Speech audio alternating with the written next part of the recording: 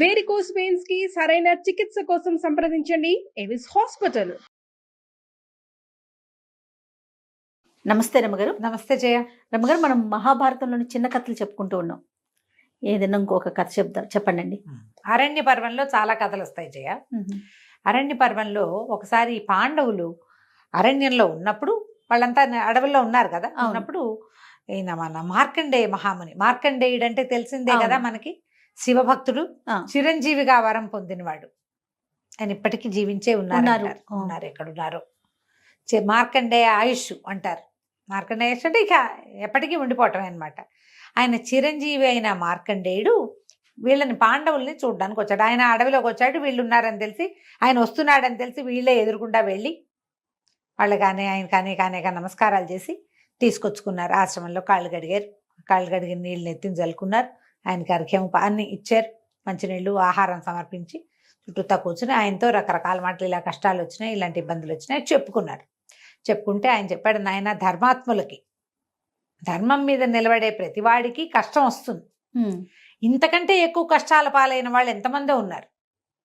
ఏకపత్నివతుడైన శ్రీరామచంద్రుడు, ఆడిన మాట తప్పనివాడు, తండ్రి మాట జవదాటని వాడైనా రామచంద్రుడికి ఎన్ని కష్టాలు వచ్చాయి. మరి ఆయన ఎంతమంది ఎంత శ్రమ పడ్డాడు. సర్వం సహా చక్రవర్తి కావలసిన వాడు అడవుల పాలైపోయి, ఆ అడవిలో ఎంతెంతమందినో ఎన్ని రకాలుగానో ఇదయ్యి ఎంతోమందిని ఎదుర్కొని, భార్యను పోగొట్టుకుని ఆమె సంపాదించుకోవటం కోసం మనుషులు లేక వానర్ల సహాయం పొంది ఎంతో కష్టపడ్డాడు. కానీ అంతిమ విజయం ధర్మానిది.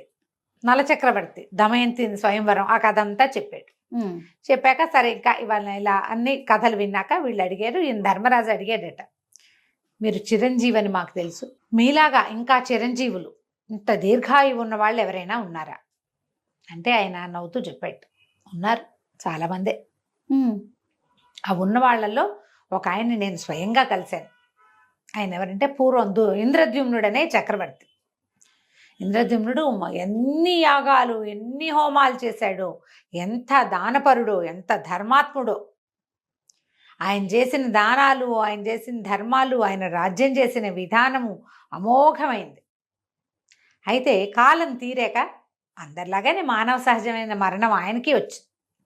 అయితే మానవ సహజ మరణం లభించిన తర్వాత ఆయన స్వర్గాన్ని చేరాడు. ఎన్నేళ్ళో స్వర్గంలో ఉన్నాడు. ఉంటే ఏమైందట, దేవతలు లెక్క రాస్తారట, మీ పుణ్యం అయిపోయిందండి, ఇక మీరు భూలోకానికి వెళ్ళాలి అని చెప్పారు. అప్పుడు ఆయన తనకి ఇంకా పుణ్యబలం ఉందేమో తెలుసుకోవాలనుకున్నాడు. ఆయన భూలోకానికి తిరిగి వస్తున్నాడు. నేను ఎదురుపడ్డాను. మార్కండేయుడు అనమాట ఇంద్రద్యుమ్నుడికి ఎదురుపడ్డాడు. అప్పుడు ఆయన నాకు నమస్కరించి, అయ్యా స్వామి, మీకు నేను తెలుసా? నీకు తెలిసిన వాళ్ళు ఎవరైనా భూమి మీద కనుక ఉంటే, నువ్వు తెలిసిన వాళ్ళు, అప్పుడు నువ్వు మళ్ళీ స్వర్గానికి రావచ్చు అనే మాట మీద ఆయన్ని భూలోకానికి పంపారు. ఓహో, నీ పేరు ఉండాలి భూమిలోకంలో, ఎవరైనా తెలిసిన వాళ్ళు ఉండాలి. మీకు నేను తెలుసా అని అడిగాడు. ఏమో నాకు గుర్తులేదు అని చెప్పాను. నేను ఎంతో కాలం నుంచి తీర్థయాత్రలు చేస్తున్నా, తపస్సులు తీర్థయాత్రలతో విపరీతంగా అలసిపోయినా, నేను కొంత రెస్ట్ తీసుకోవడానికి భూలోకంలోకి వెళ్తున్నా, కాబట్టి నాకు జ్ఞాపకం లేదంటే ఆయన నన్ను బతిమలాడాడు. ఎవరైనా మీకంటే ముందు నుంచి జీవించి ఉన్న వాళ్ళు ఎవరైనా మీకు తెలుసా అంటే, అప్పుడు హిమాలయాల్లో ఒక మర్రి చెట్టు మీద ఉన్నటువంటి ప్రావారకర్ణం అనే పేరున్న ఒక గుడ్లగూబ, ఆ గుడ్లగూబ నాకంటే ముందుది, నా చిన్నప్పటికే అది ఉంది అని నేను చెప్తే, మీరు నాతో రండి, మిమ్మల్ని గుర్తుపడుతుంది కదా, అప్పుడు నా పేరు అడుగుతాను అని చెప్పి నాతో పాటు, అంటే మార్కండేయ మహాముని, ఇంద్రద్యుమ్న మహారాజు ఇద్దరు కలిసి హిమాలయాల్లో ఉన్న ఒక మర్రి చెట్టు దగ్గరికి వెళ్ళారు.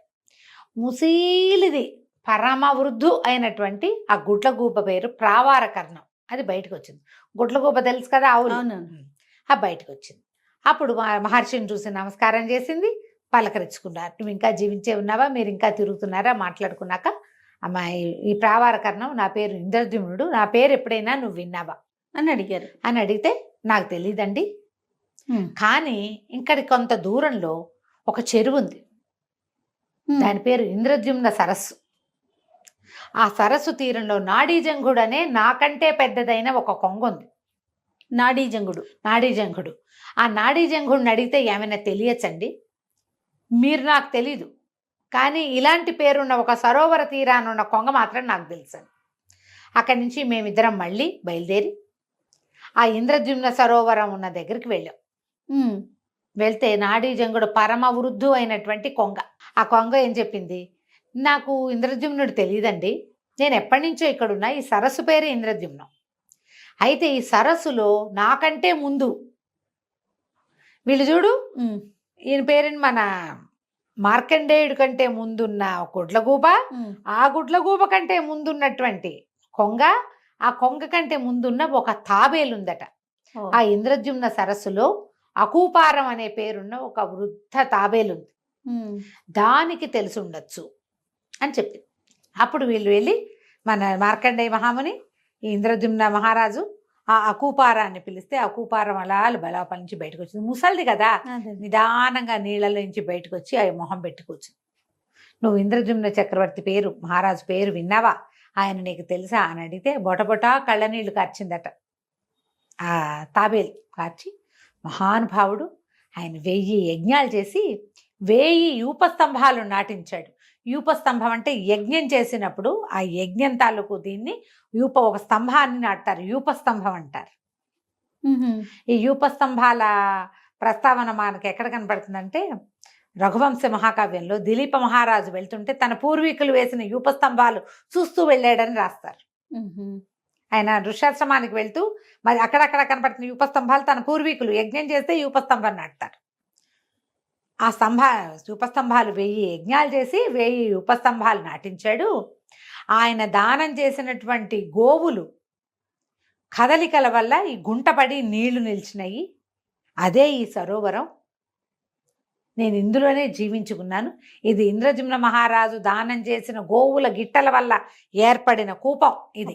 ఎట్లా మర్చిపోతాను, మహానుభావుడు. ఆయన వల్ల నేను ఇన్ని వేల సంవత్సరాలుగా ఇక్కడ ఉన్నాను. ఆనంగానే స్వర్గం నుంచి దేవదూతలు వచ్చారట. ఈయన్ని మళ్ళీ స్వర్గానికి, మళ్ళీ మన పేరు తెలిసిన వాడు భూమి మీద ఉన్నంత కాలం మనకు స్వర్గవాసం లభిస్తుంది. మనకు కూడా ఉందరమ్మ, ఎవరికైనాను మన పేరు తెలిసిన వాడు ఉండాలంటే, మన పేరుని చేసేవాడు ఉండాలి.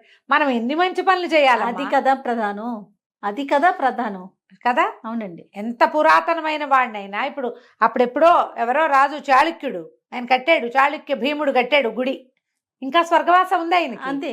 2000 సంవత్సరాల నాటి ఇది దేవాలయం, 8000 సంవత్సరాల నాటి దేవాలయాలు ఫలానా రాజులు కట్టారంటే ఆ వంశం స్వర్గవాసం చేస్తున్నాం. అది పోదుగా. మధ్యలో వచ్చిన దౌర్భాగ్యపు మందంతా ఏం చేశారు, ఆ దేవాలయాలు లేవు, ఆ శాసనాలు లేవు, ధ్వంసం చేశారు దౌర్భాగ్యులు. దాంతో వాడి పేరు మనం తలుచుకునే అవకాశం లేకుండా పోయింది. వస్తువు ఉంది, విషయం ఏదో ఉంది, అక్కడ ఏదో గుడి గోపురం, ఆ కట్టించిన వాడు ఎవడో ఆయన ఏదో రాశాడు కదా. ఇప్పుడు గుర్తొచ్చింది చెప్తా. 12 బోయకొట్టములని ఒక పుస్తకం చదివాను నేను.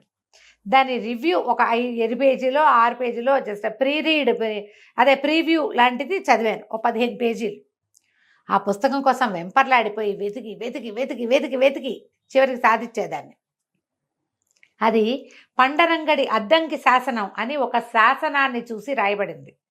ఆ శాసనంలో ఎక్కడో ఒక చోట వేయబడిన రాయి అద్దంకిలో వేయబడింది. పండరంగడు అనే ఒక రాజు కొన్ని వాక్యాలను పట్టుకుని ఇంతలా పుస్తకం రాశారు జయ. ఇప్పుడు ఎప్పటికీ పండరంగుడు అంతే కదా, స్వర్గవాసిగానే ఉంటాడు కదా. అవునా, అతని వంశం వాళ్ళందరూ ఉంటారు. మన పేరు నిలిచిపోయేంత మంచి పని చేయాలి. నేల మీద రాసి పోయేది కాదు, రాతి మీద రాయబడింది. ఓ మాన్యుమెంట్, ఓ గుర్తు, ఓ జీవితాన్ని నిలబెట్టడం, ఓ స్కూలు, ఓ దేవాలయం, ఓ సత్రం ఉపయోగపడేవి కదా, సంవత్సరాల తరబడి ఉపయోగపడేవి, చాలా జీవితాలు నిలబెట్టే అవకాశం ఉన్నవి. అలాంటి పని చేస్తే స్వర్గవాసం లభిస్తుంది. మార్కండేయ మహాముని కంటే ముందు వాడైన ఇంద్రద్యుమ్నుడి గురించి ఆయనే స్వయంగా పాండవులకు చెప్పాడు. ఇలాంటి పని చేయాలి. ఈ రాజసూయ యాగాలు, అశ్వమేధ యాగాలు, 1000 యజ్ఞాలు, 100, 100 యజ్ఞాలు చేసిన వాళ్ళు ఎంతమంది కథలు చదువుతాం అవునండి, ఎంతమంది పేర్లు తలుచుకుంటాం. అలాగే మన చరిత్రలో కూడా అద్భుతమైన మహారాజులు, ఎన్నో దానాలు చేసిన జమీందారులు, దేవాలయాలు కట్టించిన వాళ్ళు, గుళ్ళు బళ్ళు, అక్కడి నుంచి ఊర్లలో చెరువులు, వాళ్ళ పేరు ఉండిపోతుంది కదా, వాళ్ళకి శాశ్వత స్వర్గవాసం లభిస్తుంది. ఆయన నీ పేరు నిలిచే పని చేయమని మార్కండేయ మహాముని ధర్మరాజాదులకి తెలియజేశారు. ఈ కథ వాళ్ళకి తెలియజేసేది కాదు, మనం తెలుసుకునేది. మనం Correct అండి. తెలుసుకునేది. ఒక జీవితాన్ని నిలబెట్టే పని చేయండి, పడగొట్టే పని చేసి పాపిష్టి తిట్లు తిట్టించుకోకుండా ఉమ్. మంచి మాట్లాడించుకుంటే స్వర్గవాసం సంగతి ఎట్లా ఉన్నా భూమి మీదే మన స్వర్గాన్ని చూడగలుగుతాం. ఖచ్చితంగా అండి. నమస్తే. నమస్తే జయ.